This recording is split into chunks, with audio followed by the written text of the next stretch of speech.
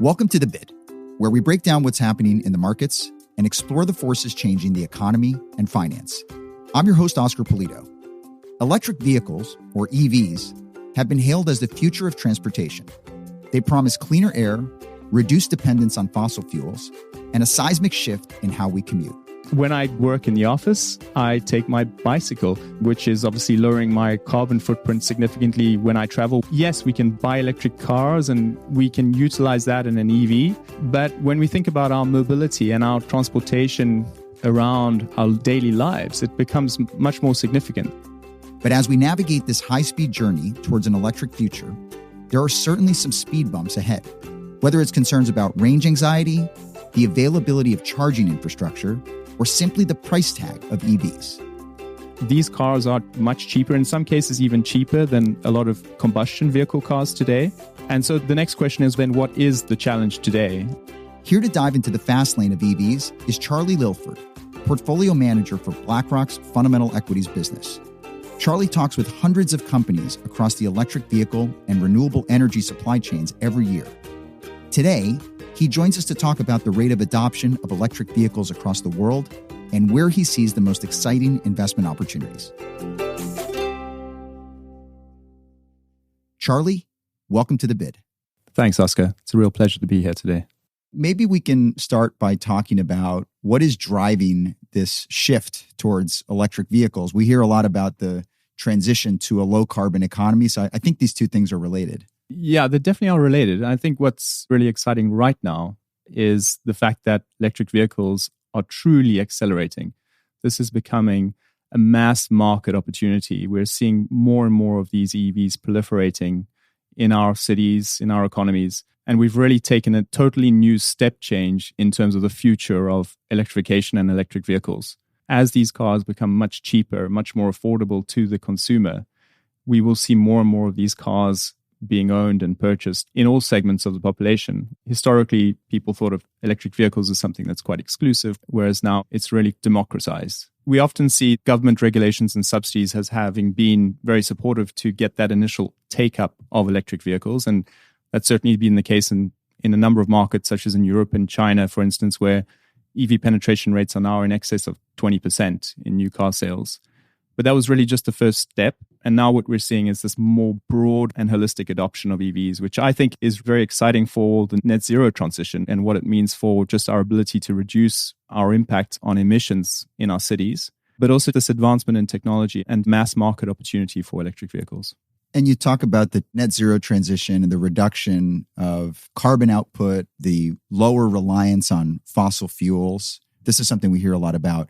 What is the contribution that this transition to EVs is making to that transition? Because certainly there's a lot of other things that are contributing to that transition, but what's the EV contribution to that? There's certainly a lot of other things that contribute to this, and there's also been an evolution around what it means to be able to transition our economies to be lower carbon and have lower emissions more generally. And so it is clear that this is something which is holistic and will need to be done in a variety of industries and sectors. But transportation accounts for approximately 25% of global CO2 emissions today. And then road transportation, passenger vehicles and freight, that's about 2/3 of that amount.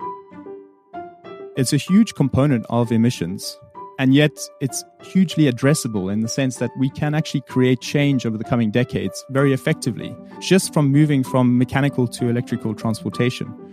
Passenger vehicles typically see that car owners own their cars for 12 years or in some cases more than that. That's clearly an area where we will see electrification expanding and evolving and increasing penetration rates of electric vehicles over time. But commercial vehicles are typically used for 6 to 8 years on average. The turnover rate of those vehicles is much higher. Compound that with the fact that many of these companies have net zero targets. They're trying to also reduce their costs, and clearly electric vehicles do reduce your operating costs. It suggests that we will potentially see much higher acceleration and adoption of electrified vehicles in these segments than what we've seen to date.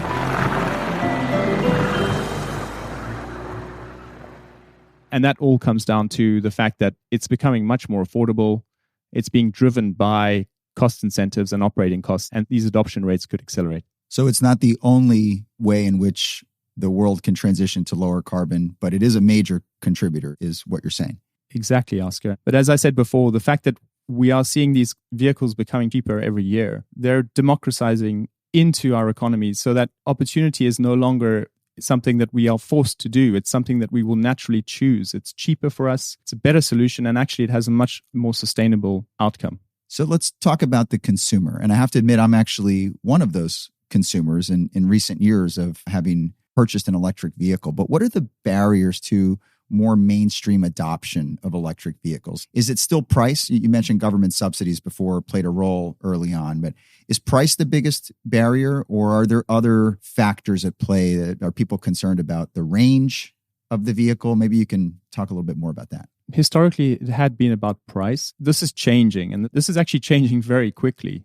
Now that we're seeing not just one or two car manufacturers in the world producing electric vehicles, we're seeing many more. For instance, this year alone, there are over 100 new designs that are being launched in Europe, close to 50 in the United States. China is even more, about 150 new designs. So the opportunity for us as consumers to purchase electric vehicles is expanding. And so we are spoilt with choice, and we will be even more spoilt with choice in 3, 5, 10 years' time, because these manufacturers are producing electric vehicles at scale at affordable prices. That affordability question and the price point is becoming relatively mute in the future. These cars are much cheaper, in some cases even cheaper than a lot of combustion vehicle cars today. And so the next question is then, what is the challenge today? There's still a challenge around charging, and I think people's anxiety around range. Can I get to my destination without having to stop and charge? To some degree, that's people getting used to using electric cars and being familiar with how they would utilize them day to day. It's clearly also a factor of building more charging infrastructure, and we're seeing a lot of that being built out. So longer distance charging, a lot of work being done with automotive manufacturers to work together to find solutions so that they solve the problem for the consumer. And then also the fact that, ironically, we've overbuilt the batteries in the cars. The average US driver drives 40 miles in a given day. And if you think about the efficiency of battery in a pack, we are effectively looking at a car that is overbuilt by a factor of 4 or 5 times in terms of battery capacity. So there are ways that we can evolve the cars to be best suited to the use cases of the end consumer. And it's interesting, you mentioned all the new models, new companies coming out with electric vehicles. And I've had this experience of walking on the street and seeing a car and not recognizing the manufacturer, the model. And more often than not, it does appear to be an electric vehicle. So it kind of resonated with me as you said that. Before there were electric vehicles, we had something called hybrid vehicles, and they still exist, but there was this sort of stepping stone where people used hybrid cars before they went fully electric. And now people making that jump to just go more fully electric. So what is that role of the hybrid vehicle these days then? Well, I think the hybrid still has a place, particularly for those consumers that are using the car more frequently, want to have the opportunity to use electric, but also that range anxiety means that they want to fill their car with gas when they need it. That being said, the progress and the advancements that are being made in EVs, pure EVs, battery electric EVs, is so significant. Really, the core of the matter is hybrid is just a transition story as we move to a full electric marketplace. With the advancements in technology around electric vehicles, there is the opportunity to see more and more of these EVs coming to the market. If you think about some of those step changes in technologies, the chance to have higher voltage electric batteries, being able to charge faster, I mean, that's the key, right? As a consumer, you don't want to waste too much time charging your car. If you're out and about, you want to be able to charge it quickly. That's one of the key changes that we see underway. And a lot of these car companies and a lot of the manufacturers are focusing on that. How do they produce batteries that have much higher energy density that can enable us to charge our cars faster? Then car manufacturers are asking the next question, where do we find greater efficiency? Where do we improve the technology? And then it comes down to the aerodynamics. It comes down to the rolling resistance. So how much resistance is applied from using your tires or the inertia? All of these incremental improvements mean that we can find ways to be far more efficient with the electricity that we're using in our cars and enable further adoption of electric vehicles. Everything you've mentioned certainly highlights that there's progress for the consumer, there's more choice, and there's progress being made in terms of transitioning to lower carbon emission. For you, as somebody who comes to work and is investing in stocks and companies, It sounds like the automobile ecosystem has changed dramatically over the last couple of years. So what does that mean in terms of investment opportunities? This is such a great question, Oscar, because you're getting a collision of effectively the legacy environment with this new onset of what it means to be in an environment with electrification and electric vehicles. And so when you take a step back and you think about the automotive sector or the transportation sector, we've seen these companies historically engineering change. The fact is that this is the first time in over 100 years that we've actually seen a totally new powertrain technology. We're moving from a mechanical to an electrical world. And what that means for me and our team as investors is that you see new companies coming into the space, new technologies emerging. There's a lot of change. And that, as an active stock picker, really represents a huge opportunity for us. We see companies that are legacy or companies that are incumbent, that are able to change, that will evolve, that will survive, that will succeed. That being said, some other companies that are legacies will not be able to do that. And I think that's where it gets truly exciting. This change that's underway, the emergence of new players, the emergence of new technologies creates true opportunities for us at BlackRock as active stock pickers. And so what's that one innovation that you see coming to electric vehicles that could be a game changer in terms of performance and price? And how far away is that innovation from being in mass production? We get this question quite often. We're certainly looking for these game-changing technologies. So if it's advancements in battery technology, to get very technical, some of the anode technologies that we're seeing where these companies are progressing on that front, even just the advancements in the chemistries for the batteries. And furthermore, when you think about longer term, a lot of people talk about solid state batteries. There is evidence that this could be very exciting and a game changer in its own right. When I say solid state battery, what that means is there is a different technology that we can see being able to be used in cars, which is much safer, but also has much greater performance. If we were to get into this achieving solid state status, it does unlock a lot of the issues around charging times. But I often reflect on what is the key game changer? And the key game changer for me here is efficiency. The ability for the manufacturers, for the supply chain, for the providers of technology to find much, much more efficient solutions to the problem. When you think about it, how does a car company scale? How does a car company manufacture millions of vehicles very cost effectively so that it is cheaper for you and I when we want to buy our next car? How do manufacturers of batteries get into a position where they can produce batteries at an affordable level so that those batteries are much cheaper when going into the electric vehicles? And so there are a lot of really interesting game-changing technologies out there, but it comes down to efficiency and the entire ecosystem to become more and more efficient, to improve day in, day out, year on year, to bring a product which is going to be far more cost-effective, far more affordable for everybody, not just a premium product.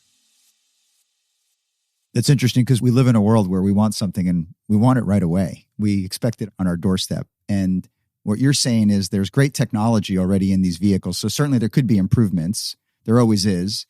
But it's just these companies getting to a point where if a lot of people actually want these vehicles right away, that they can do it in an efficient and scalable manner. Yeah, exactly. Like you said, it's really about providing something to the consumer that they want that solves some of their problems. People want to have a car that's easy to use, cheap to run, comfortable, safe, reliable. All of these factors come into play in this sector. And I think electric vehicles do solve a lot of those issues. You mentioned before that one of the anxieties that potential buyers have is the range of the vehicle and where am I going to charge it? Is that the biggest obstacle right now for electric vehicles, or is there something else that is precluding this industry from growing faster?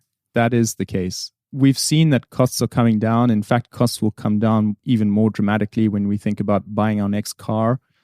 Really, the key factor right now is, can I charge my vehicle? And I think this is also very interesting when you think about it. And I often use this quite flippantly, but it's incredibly true. Electrification is all around us. If you think about electrification and the access to electricity, in many cases, it's more accessible to us as urban dwellers than combustion fuels are. So if you think about where do we source our electricity to charge our cars, it's in our apartment buildings, in our homes, in our offices, on our streets. And so the fact that electrification is permeating all around us is one of the key constraints, which we believe is there, but in fact isn't. And so it's really about changing some of the behaviors. And very similarly to when you think about when you go home and charge your mobile phone, you charge it overnight. And then I wake up in the morning and I go to work with my phone fully charged. When you think about electric vehicles, the best solution is to charge it slowly overnight. Take 8 hours, let your car charge. It's also a behavioral factor that will evolve and emerge over time as people become more accustomed to using these new technologies and become accustomed to how they can optimize those technologies. So imagine you wake up 10 years from now and it's the year 2033.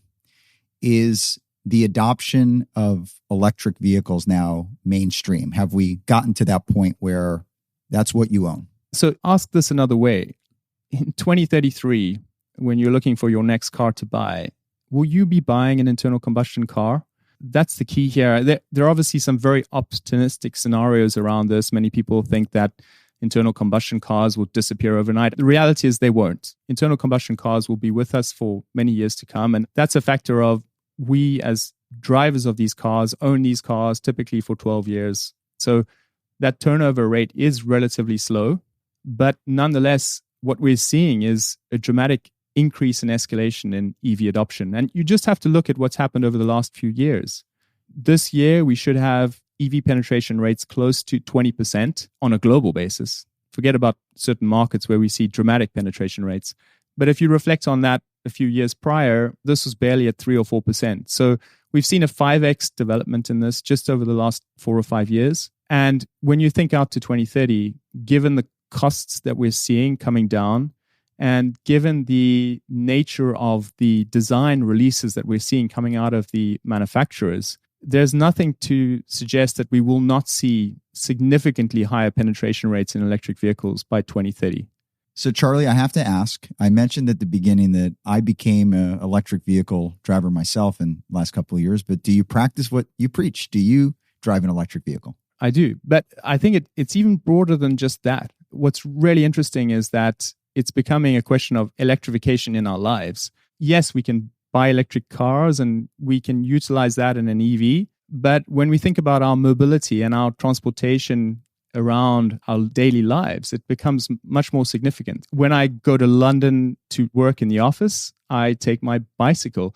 I use mass transportation, which is obviously lowering my carbon footprint significantly when I travel. So it becomes far more holistic. EVs are just one piece of that puzzle in terms of how we can address our own impact and what it means in terms of our own impact on net zero, but also how we travel more efficiently in cities. And so how can we be much more sustainable in our daily lives?